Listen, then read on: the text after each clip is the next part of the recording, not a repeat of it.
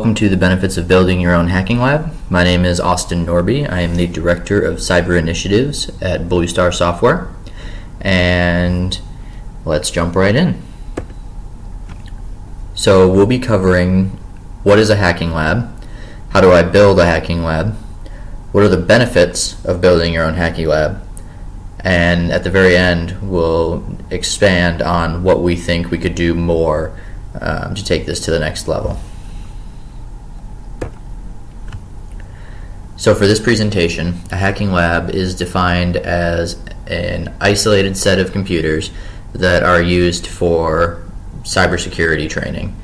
The very important part of this definition is the isolation, and I'll harp on this a few more times coming up here, but keeping this hacking lab away from your enterprise systems or your personal systems is incredibly important.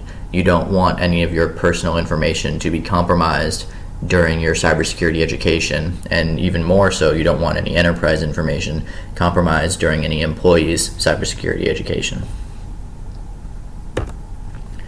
So like I said, isolation is very important.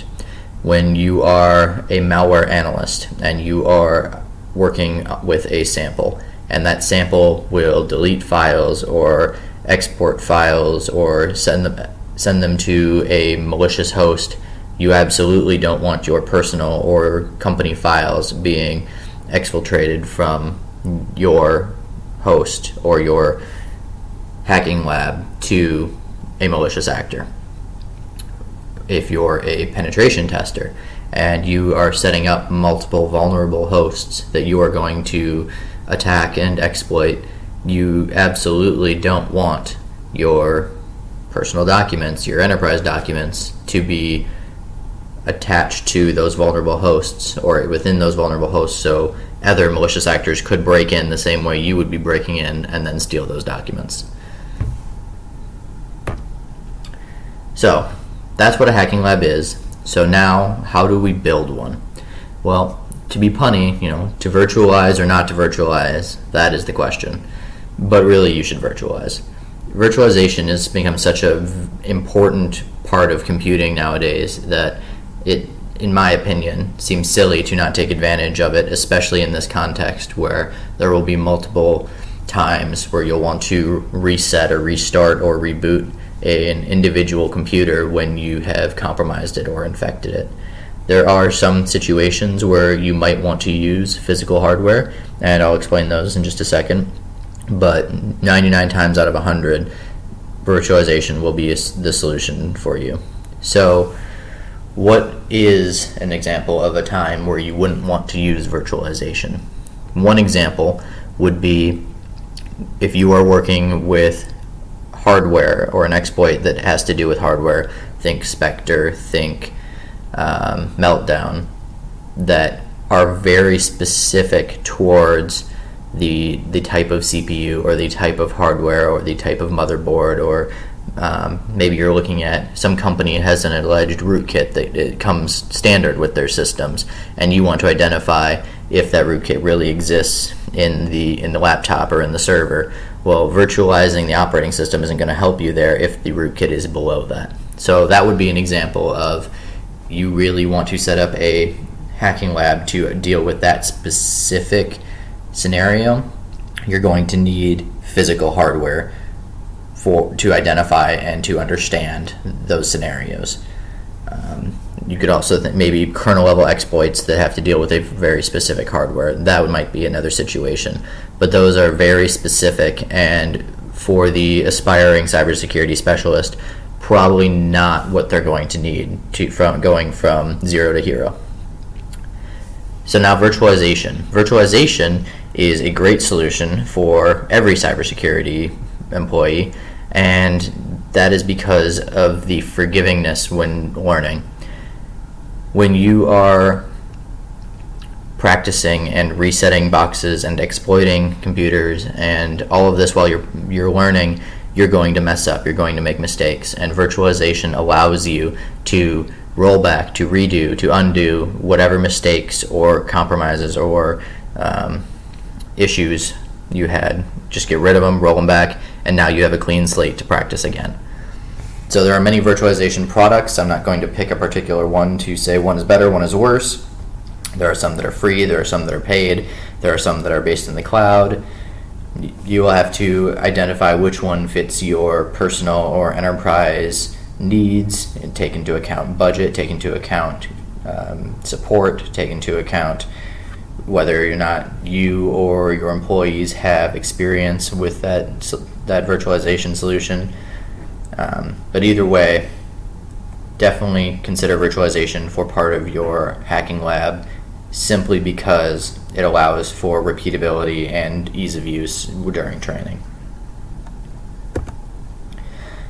Okay, so we know how to build it roughly. We know why it's important and what it is, but what does each lab look like? What are some examples of labs that we could set up for our employees, or for myself if I wanted to learn how to be a malware analyst, or I wanted to learn how to do something specific? What's an example of a lab that we could do? And I've come up with 3 examples of different cybersecurity work roles and labs that could benefit those individual work roles. The 3 work roles are an intrusion analyst, a malware analyst, and a penetration tester.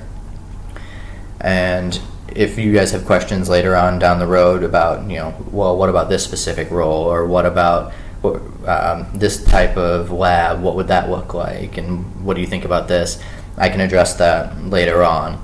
But for now, we're going to deal with these specific roles and go from there. So we'll start with the intrusion analyst. The intrusion analyst, the point of this position within the cybersecurity industry is to identify if and when an intrusion has taken place. There might be another name for this at your company, or it might have a different title, or maybe slightly different work, responsibilities. But this idea of a job, which I am calling an intrusion analyst, is what we'll be talking about for this example. So an intrusion analyst needs to identify if there has been or an intrusion, or if there is currently an intrusion. They want to understand if any information was taken from the network. They want to understand how the attacker got in. They will then probably provide samples to a malware analyst, or they'll write up a report to an executive. But these are really a blue team side of the cybersecurity workforce that really try to understand the attack process. So to set up a hacking lab for them, you really need a gateway, router, and a firewall at the very edge. That's kind of the first line of defense for any company or any individual. You have a way to the internet, and you have some ports locked down for specific traffic you're choosing to allow in and out of your network. You're going to have internal routers, so at least one, an internal router to subnetworks or subcomputers, depending on how large you want this exercise to be. And you're going to want to monitor traffic going between those networks, between the networks and outside of the network. For this specific example, I would say you get some source code in different languages, and part of the exercise will be trying to use your monitoring tools to identify if source code had been taken from a system. If you're looking for common strings, maybe if you're looking for a Java function declaration in the traffic, you could say, hey, there's a chance a Java file just went out into the world. Or maybe C or C++, you're looking for a specific string, an include statement, or function will be there, or even a comment in some of the source code that you've worked with your developers and security team, and that if you see this unique set of string, this unique bit pattern leaving, that the source code has been compromised. You also probably want some HR documents. These are going to be less technical, more like resumes or personally identifiable information that might be leaving if an attacker were to get in. You can think .doc format or .docx or PDF, or maybe some training, maybe some internal training videos, or something that you really wanted to keep inside your company that an attacker might then take away. And lastly, for a little bit of extra challenge, setting up an executive subnetwork, or think of like the president's box or the CEO's box of a company, and they're going to have a little more scrutiny and a little more security, and see if you can use your monitoring tools along with those monitoring tools to identify if an attacker was able to compromise that host and steal emails or information that even the rest of the company isn't privy to. So the lab will look something like this. So as you can see, the internet, I put it in quotes, obviously don't connect this to the internet, but this will be potentially where an attacker would sit, or if you're going to play both sides, you're going to play the attacker and the defender, you could put your attacking box, quote, on the internet. The gateway router, as I mentioned, is your way into the network.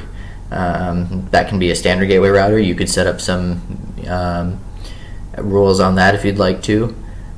I recommend setting up some basic firewall rules that makes it more like a real life situation, but it also makes it harder if you're playing the attacker role. If, let's say, you and a friend, your friend's red team, your blue team, and then you're going to switch, then maybe adding that extra challenge would be really helpful for both of you. Inside here is going to be your internal router and monitoring. This could be the same as a gateway router, depending on how you set it up, but this is going to be stuff that monitors traffic, monitors protocols that go between it, looks for malicious actions and network traffic. This is really kind of your bread and butter as an intrusion analyst. If you don't have eyes into the network, it's going to be very difficult to tell if an intrusion occurred, and these are your eyes. So you're going to want to set up rules to look for source code, or to look for source code from the development network, or look for documents coming from the HR subnetwork. And as an actual example, these could only just be one box if you're trying to set up a small network. On your laptop, you're trying to virtualize this entire thing. These only need to be one box, and then you just need to look for them as they come through the traffic.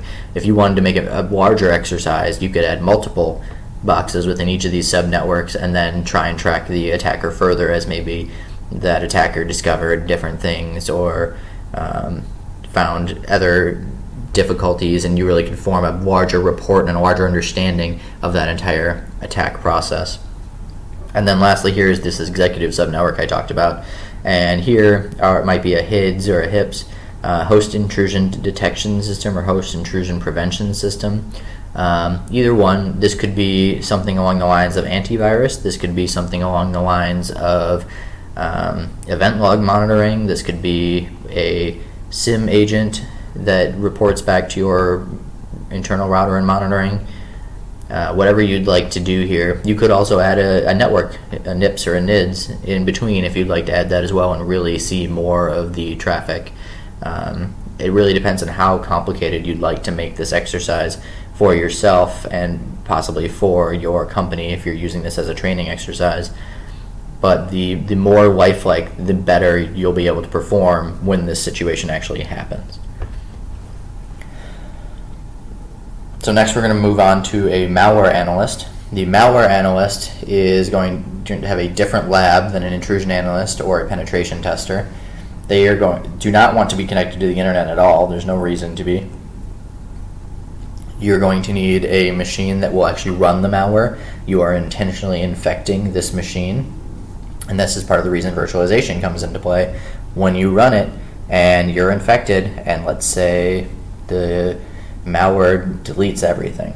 It notices it's running in a VM, and then it just wipes the entire computer away.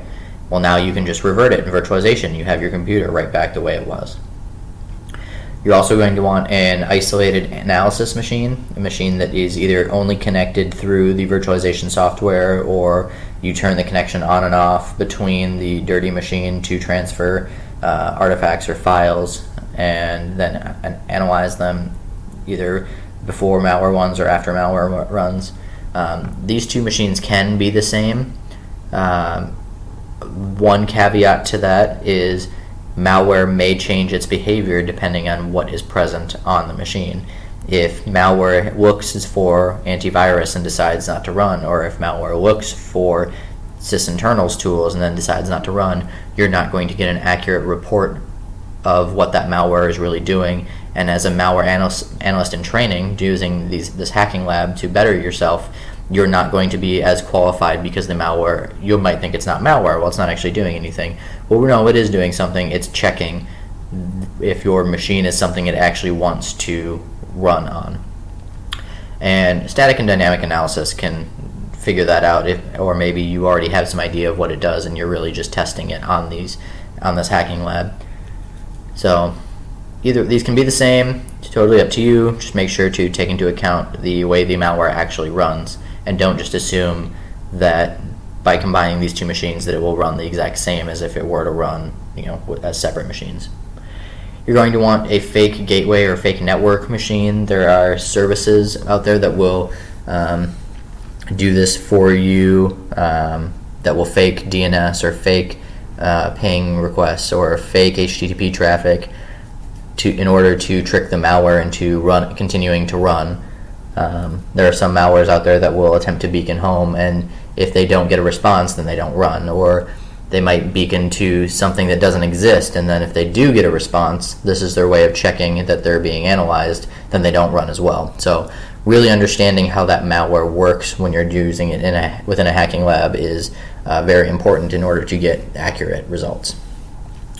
Additionally, I would recommend for this hacking lab to set up a victim router and victim subnetwork, possibly a regular user computer and a couple file servers. Lots of recent malware have been attempting to propagate through file servers, either SMB or FTP, and get a foothold in those servers, compromise all the files, and then go from there. So that would be a way to see if your malware does that, or to see how malware does that and understand it better that way. So this is kind of what it looks like. You can see there's no internet cloud machine or set of machine, pseudo machine. Again, you do not want this connected to the internet anyways. So put in red here the infected machine. This is going to be your machine that you actually run the malware on. Here's your analysis machine. As I said, these can be the same. However, take into account what the malware is actually doing. Similarly, the fake gateway could be the same as the infected machine. You could just run that service on the same machine, but if the malware is smart and it's looking for things like that, it might not run as you expect. I recommend setting up these different machines in order to attempt to alleviate any issues caused by them being on the same machine. It does increase the amount of work to set up, though, so it is understandable if you wanted to limit it to one machine. Here we have this victim network, and we just need a router to get to the victim network. Maybe set up a regular user,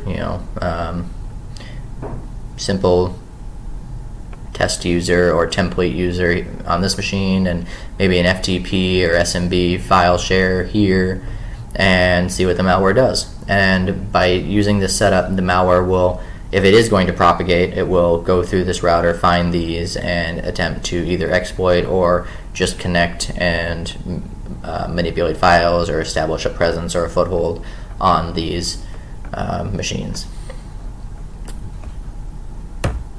So last is the penetration tester hacking lab. If you've done CTFs or other pen testing exercises, you'll recognize the way this one's set up. I think it is the best way to set it up for a couple reasons, but I'll get into those in just a minute. So what you're going to need is a gateway router to the quote-unquote internet, not the actual internet. Do not connect this to the actual internet. It could be your attacking machine, or it could be a VPN connection into your hacking lab, or however you want it to be set up, but do not connect it directly to the internet. So you'll want to start with a couple well-known vulnerabilities, or some easy vulnerabilities, or something that you know you can exploit, or know how to set up and use correctly, because those will establish a foothold within this network, and from there you can pivot to the other networks. Sometimes it's really nice to have just a couple of really easy ones, so you can refresh your skills or remind yourself how to do it. Maybe a simple web vulnerability or a simple Metasploit. vulnerability, or not a Metasploit vulnerability, but a vulnerability that can be easily exploited using a tool like Metasploit or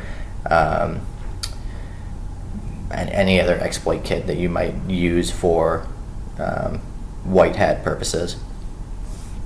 You're going to need another router to the next network, and adding this other router to another network is important because the skill with pivoting between machines is a very important skill that is emphasized in trainings and courses and absolutely is necessary, but I also think it's kind of ignored to an extent. I would say some people wouldn't know how to do it without the tools that they were given, such as a built-in, a company provided payload or a open source payload that does the pivoting for them. I would recommend finding different ways to do that during this kind of lab, and then really understand how pivoting works, as you'll definitely need it as a penetration tester, and that's what adding this other network will do. Once you've pivoted to the other network, adding more machines with other vulnerabilities, you don't want to do the same one over and over and over, or maybe you do. Maybe that's one you just really want practice on and you want to focus on learning that one, so you set up 2 machines on each network, each with a web vulnerability that you want to work on, and you use those to propagate through the network.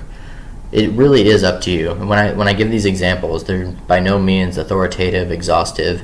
These are ones I think are worthwhile to replicate, but if you are trying to train for something specific or have a specific thing in mind, by no means do you need to set up this entire lab just to test that one exploit or vulnerability or intrusion analyst skill. You just want to see, what does this look like when I run this tool? All right, well, I can use that. I don't need to set up a whole hacking lab for it. So you've set up the other machines with other vulnerabilities. I would say then, lastly, to give yourself just a little bit more of a challenge, you use one more router with some firewall rules and have the executive presidential you win machine that might have a flag or a picture of a golden chest that have then acquired, or however you want to symbolize victory. That hardest box could be a domain controller. It could be a like it says here, an executive, CEO's computer, and you finally got onto it and read his emails, or however you want to symbolize victory or winning for getting through this hacking lab while learning new skills is totally fine. So this is an example of what it might look like. So you start coming from quote unquote the internet, which is not really the internet. It could be it's probably your attacking machine. You have your easy network, which I denoted here. You then would pivot from one of these boxes through to the next harder network, and then lastly pivot from one of these boxes through the firewall to the winning machine or the executive machine, or however you want to call it. When using these kind of labs, you want it to be challenging enough that you're learning, but you don't want it to be so hard that you give up. The point is not to find something that'll make you break. The point is also not to have every single port closed off. The point is to learn how to find these vulnerabilities, what they look like, how to pivot, how to find information embedded in these boxes. The more effort you put into these and understand how it works, setting it up and while going through it, the more knowledge you'll acquire from all of these, including the Malware Analyst and Intrusion Analyst boxes. So I talked a lot about some examples, what it is. Now here's the real reason why everybody came. What are the benefits of building a hacking lab? Well, we'll go down this list. The first benefit is in-depth training. These kind of exercises are really what separate the good cybersecurity employees from the great cybersecurity employees. The ones who take that extra step to learn just a little bit more, to have practiced just a little bit more, that will recognize a pattern just a little bit quicker, that's really what makes a cybersecurity employee great. And really learning as much as you can about your little niche, whether you're a malware analyst or you're an intrusion analyst or you're even a network admin or sysadmin or domain administrator, whatever it is, you're involved in the cybersecurity industry. Really learning the in-depth part of your niche of cybersecurity will make you a great employee versus just a good one. The next one, breadth training. This is kind of the opposite of depth. If you wanted, let's say you are an intrusion analyst, and you've loved being an intrusion analyst. It was a great time. You spent 10 years doing it, but now you want to see how the other side of the house does things. But in order to do that, you need experience. So, as an intrusion analyst, you then set up the red team or penetration testing hacking lab, and you practice using those tools that might be used by your companies or your red team and penetration testing team in terms of a company, or just a skill you want to acquire. If you're out looking for a new job, you can then say you're a great intrusion analyst and a great offensive penetration tester, and that really makes you look like a much better candidate than just having one or the other. And this goes for all the niches within computers or cybersecurity.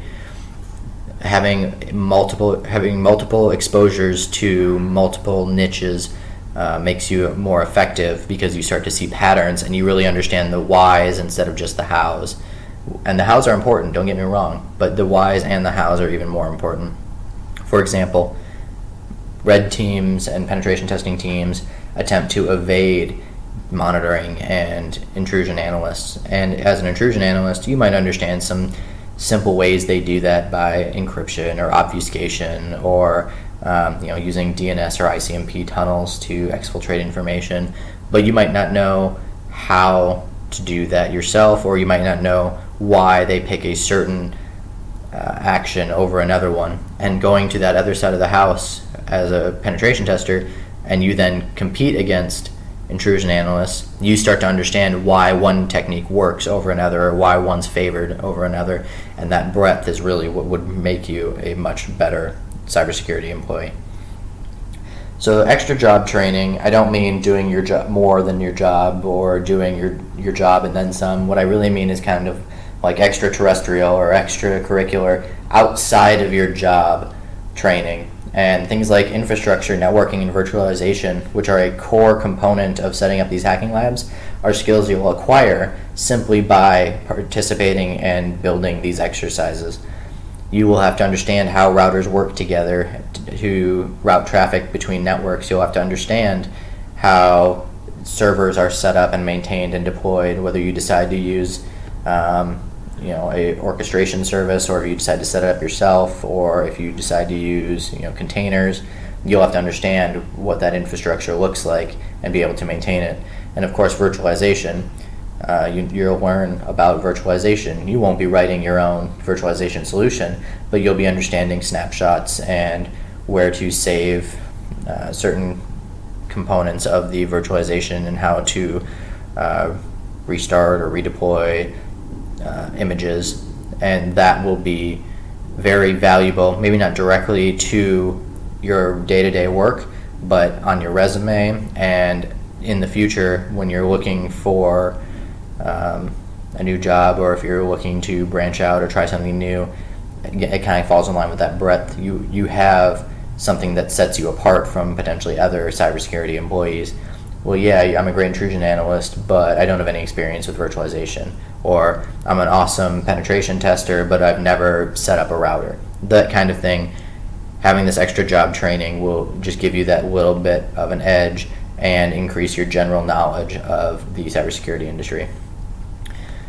The next benefit is custom or user-generated training. So these trainings are going to be made by someone or purchased, which in the next case it was made by somebody else, that you can use them for very specific scenarios. There are companies that will do capture the flag exercises. Those are all custom to either make a point or teach a skill, or to welcome new individuals into the cybersecurity industry by giving them introductory exercises. Those have a purpose, and those can be reused and repeated down the line for other new entry cybersecurity employees, or let's say you at your company had a very interesting intrusion and you wanted to document that for all your intrusion analysts in the future. You could take what you've learned and recreate a lab mimicking that unique intrusion, and then teach all of your analysts from that lab all the skills that were acquired and learned during that entire intrusion analysis process.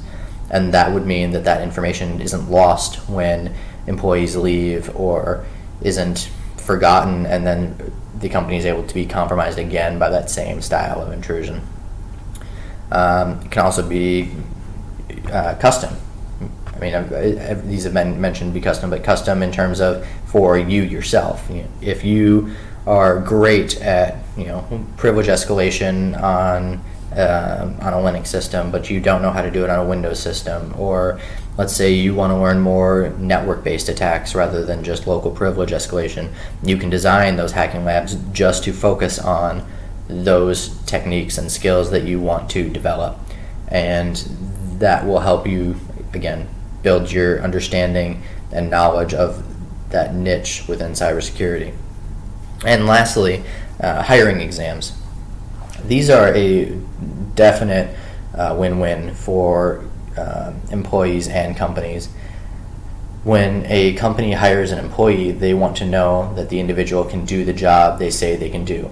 They could have a great interview and a great resume, but then not be able to actually perform on the job. Or they could could go the other way as well. They could have an awful interview and an awful resume, but they're incredibly capable. And depending on your company's needs and desires and policies, you can make a more informed decision by saying, hey, we'd like to see if you can accomplish this task which you'll be doing on a regular basis, and then make a hiring decision from there. Additionally, the employee gets that same benefit. If, let's say, they're having an off day and they miss their cup of coffee and they're real tired during the interview and not as sharp as they'd like to be, that hands-on exercise, they can show them that they really are capable, even if they were only half awake. Not saying I recommend that by any means, but I'm sure it's happened to many people watching this web talk. So, at this point, there might be some skepticism. Well, yeah, that's great, Austin. How do we know what you're saying is true? Why should we believe you? I did this once and got burned. My company had to shut down the hacking lab that they made because people abused it. Yeah, those things probably could have happened. I did not conduct a double-blind, peer-reviewed experiment for this talk. This is based off my years of experience in the industry, seeing which employees did well and didn't do well, being on both the employee and employer side of the interview table, and going through many certifications that some that do use the hands-on approach and some that do not use the hands-on approach, and knowing which ones are more valuable from a hireability standpoint and from an actual practical hands-on standpoint. So at this point, I'm going to let the industry speak for itself. Many companies have made a business model of providing hacking labs. Many companies have said, we'd love to set up hacking labs, and they've dedicated resources and employees to doing so within their companies. And I think based off the bug bounty niche that's coming up and the willingness of companies to let penetration testers attack their systems and really understand what's going on, I think these hacking labs are very important and will continue to rise in importance over the next few years. So, as a summary, hacking labs are a very important part of cybersecurity education. Both individuals and companies can benefit from them, as I've talked about. When you're doing the interview and you're talking to an individual about being hired, or even as the candidate and you're trying to set yourself apart from other possible hires, showing that you take initiative and by setting up a lab, by getting additional practice, by really trying to hone your skills, will set you apart. Saying, I enjoy doing this and I want to be good at it, and these are the steps I've taken to be good at it. That will absolutely show your employer that you care and are passionate about this, and will show that you have hands-on skills that can be applied for their work. So lastly, I will wrap up with a quote by Will Durant, paraphrasing Aristotle. We are what we repeatedly do. Excellence, then, is not an act, but a habit. Thank you guys very much.